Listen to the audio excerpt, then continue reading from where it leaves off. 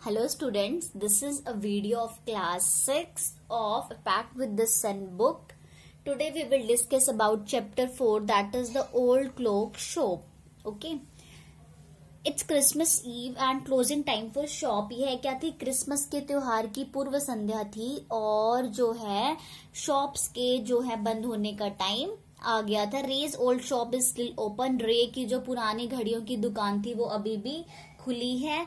To shoppers call at the slate. और बहुत देर में दो ग्राहक आते हैं. Christmas eve had arrived as last minute shoppers were going home. A thick white sheet of snow lay over Salt Lake City, USA. Christmas के त्योहार की पूर्व संध्या आ गई थी. जब अंतिम ग्राहक जो है अपने घरों को जा रहे थे तो क्या हुआ? तो अमेरिका के सॉल्ट लेक शहर में बर्फ की एक बहुत घनी सफेद चादर बिछ गई थी.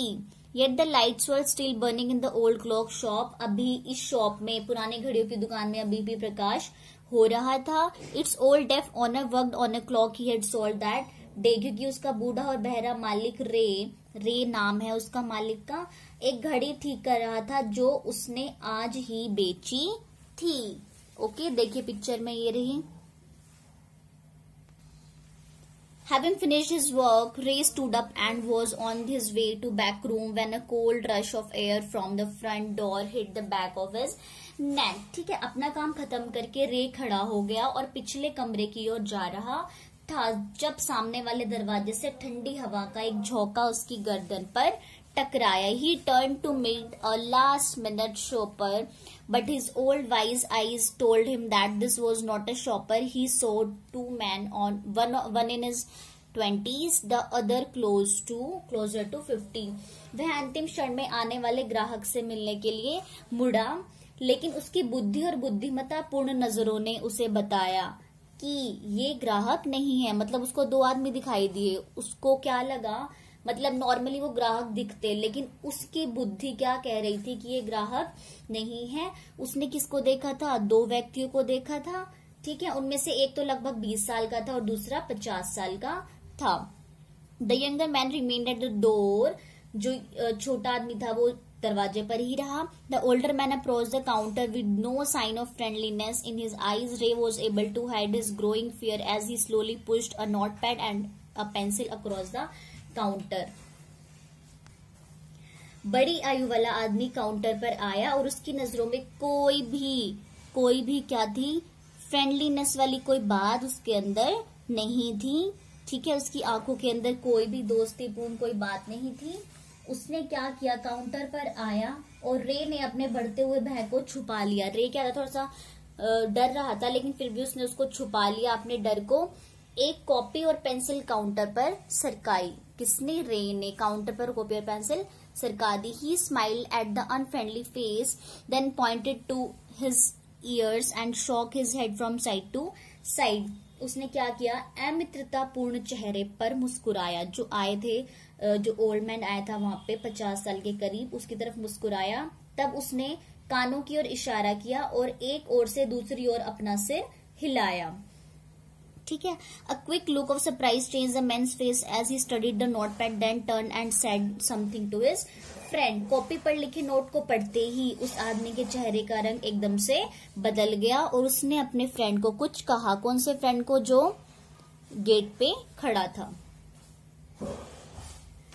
Ray used a chance to look closely at the man, paying attention to the shape of a gun and restless hand in the man's right coat pocket. ठीक है. इस अवसर पर रे ने क्या किया? उस व्यक्ति को नजदीक से देखने का लाभ उठाया और उसने बंदूक जैसी एक चीज देखी जो उस व्यक्ति के कोट की दाईं जेब में थी. ठीक है. Anger boiled within him, but it was kept down by an inner voice that had "Be still." He wrote on the notepad, "May I help you?" For the first time, the older man looked directly at the Ray and smiled. ठीक है, वह क्रोध से उबल उठा एकदम से, लेकिन उसके अंदर उठी शांत रहो. किसके अंदर? आदमी के अंदर उठी कि शांत रहो. ठीक है. उसने अपनी कॉपी पर लिखा. किसने? जो नोटपैड उसने सरकाया था रे ने, उस पर लिखा. उस 50 साल के आदमी ने क्या लिखा, क्या मैं आपकी मदद कर सकता हूँ। पहली बार उस व्यक्ति ने सीधे रे की ओर देखा और मुस्कुराया। A cruel, mocking smile. They both understood why he was there, why his friend remained at the door. They looked like men who were down on their luck and were now ready to try something they would later be sorry about. उन दोनों ने समझ लिया था कि वह क्यों यहाँ आया था और उसका साथी दरवाजे पर क्यों खड़ा था। वे ऐसे व्यक्ति लग रहे थे जिनका भाग्य साथ नहीं दे रहा था। कौन दोनों?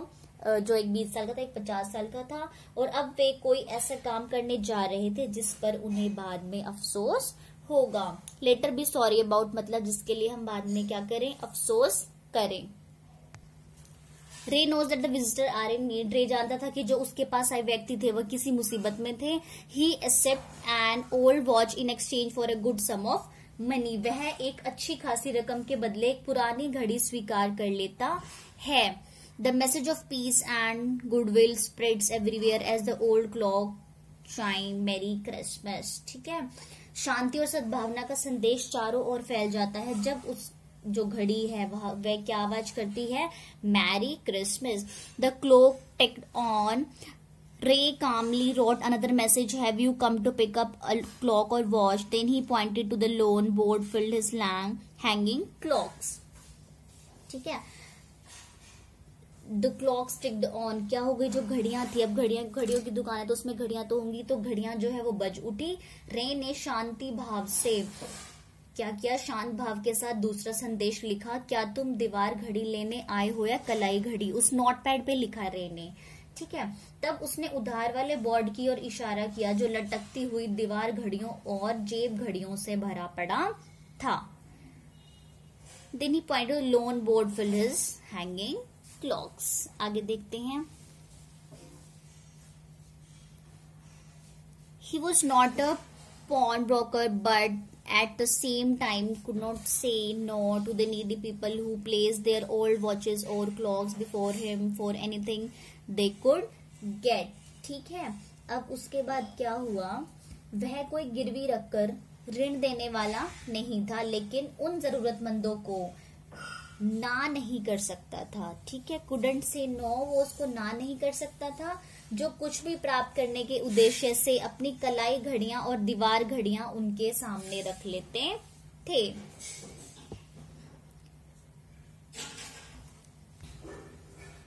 They would be there when the owners wanted them back at the same price he had paid with no interest। ठीक है, जितना उसे उधार देना चाहिए था उससे कहीं उधार उसने पहले ही दे रखा था।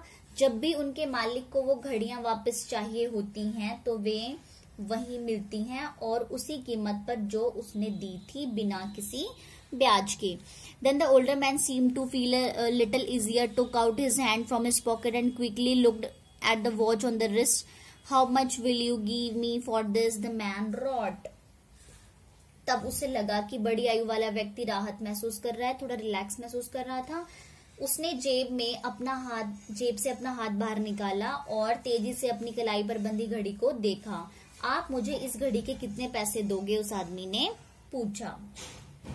Ray noticed a little shame in their grey eyes looking at him. The watch was nothing special and yet had great powers. It was something to exchange a way out of a bad situation, knowing that great need had brought the man to his shop in the first place।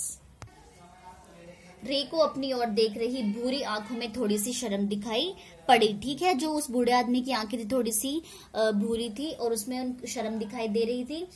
घड़ी कोई खास नहीं थी और अभी भी उसमें बड़ी शक्ति थी। वह इसके बदले में कुछ पा सकता था और मुसीबत से बाहर निकल सकता था, लेकिन उससे पहले यह जानकर कि वह व्यक्ति बड़ी मजबूरी से उस दुकान पर आया है, रे ने पूछा, तुम्हें इसके कितने पैसे चाहिए। कॉपी पर उत्तर लिखा गया, जितनी भी कीमत की यह है। Ray reached into the cash box, pulled out a $50 note and passed it into the man's hand. As they shook hands, Ray looked into the man's eyes. They seemed to say thank you. रे ने अपनी नकदी वाली बक्से में हाथ डाला, cash box में एक $50 का नोट बाहर निकाला और उसे उस आदमी के हाथ में थमा दिया। जब उन्होंने हाथ मिलाया, रे ने उस आदमी को की आंखों में देखा। वे यह कहती दिखाई पड़ रही थी कि आपका बहुत बहुत धन्यवाद, thank you. They both knew the watch wasn't worth that much. Before turning to leave, the man wrote, I will be back to pick it up as soon as I can. Merry Christmas। ठीक है, वे दोनों जानते थे कि घड़ी इतनी कीमत की नहीं थी जितने रुपए उसने उसको दे दिए थे। जाने के लिए मुड़ने से पहले उस आदमी ने लिखा, जितनी जल्दी हो सकता है वह उसे लेने के लिए वापस जरूर आएगा, और मैरी क्रिसमस की उसने बधाइयां दी। The little story and in the half hour with the clock striking all together the timepieces which had been looking on silently all the while rang out the time with such feeling that even Ray thought he could hear them। वह छोटी सी कहानी उस आधे घंटे में समाप्त हो गई जब दीवार घड़ियां एक साथ बज उठी। वे घड़ियां जो इतनी देर से चुपचाप देख रही थी, वे एकदम से ऐसी भावना के साथ बज उठी कि यहां तक कि रे को भी लगा कि वह उन्हें सुन सकता है। Their sweet musical message was filled with hope। उनका जो स्वीट म्यूजिक था वो क्या है, आशा से भरा हुआ था। The timeless message of peace on earth। वो किसका मैसेज दे रही थी वो घड़ियां, पृथ्वी पर शांति का। Goodwill towards all, और सबके प्रति सद्भावना का। Was felt by 3 men who stood in the old clock shop। वो 3 व्यक्तियों के द्वारा अनुभव किया गया जो उस समय पुरानी घड़ियों वाली दुकान पर खड़े थे। Okay students, this is all about this chapter. You have to revise it at your home. Thank you so much.